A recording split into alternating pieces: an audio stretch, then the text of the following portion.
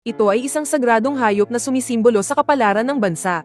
Ngunit ngayong araw, bigla itong nagwala. Natatakot ito. At ang kinatatakutan ng espiritong dragon ay 2 monghe mula sa lahi ng Chanyu.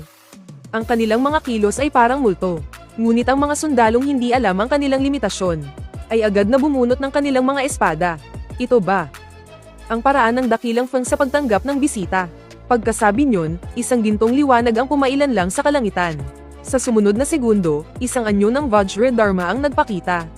Sa laki nito, natakpan ang buong dakilang Feng. Paging ito man ay mga alchemist, o mga mandirigmang nagsasanay ng martial arts. Lahat sila ay napigilan at hindi makabangon.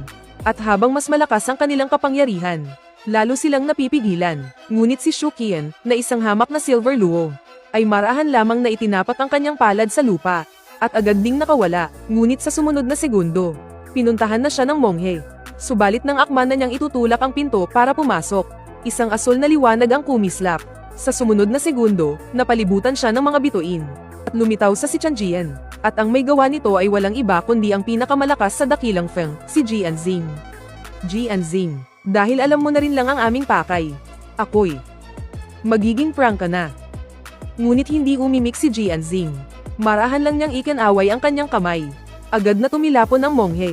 Bago pa man siya makakibo, muli siyang hinayla pabalik. Malinaw na sa harap ni Jianzing, wala siyang kalaban-laban.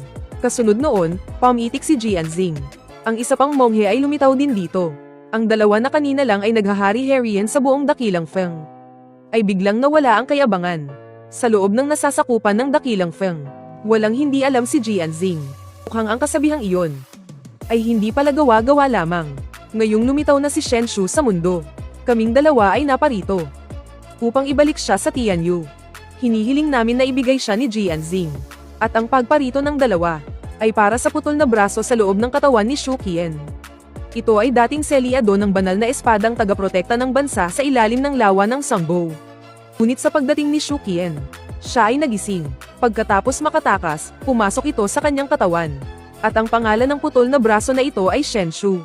Mayroon itong lakas na halos isang Diyos ng digmaan. Dahil nasa katawan ni Shu Qian ang kalahati ng kapalaran ng Great Feng. Sa loob lamang ng kanyang katawan, unti-unting makakabawi ng lakas si Shen Shu. At siya ay pag-aari ng Tianyu. Kaya 2 arhat ng ikalawang ranggo ang direktang nagpunta sa kanila. Ngunit hindi sila pinagbigyan ni Jianzing. Ako. Paano kung hindi ko siya pakawalan? Jianzing, kung hindi ka papayag, kaming dalawa ay hindi mag-aatubiling makipagdigma sa Great Feng. Kahit nasa teritoryo ng Great Feng, hindi namin mapapantayan ang iyong lakas. Ngunit tinitiyak ko sa iyo na kung magkaroon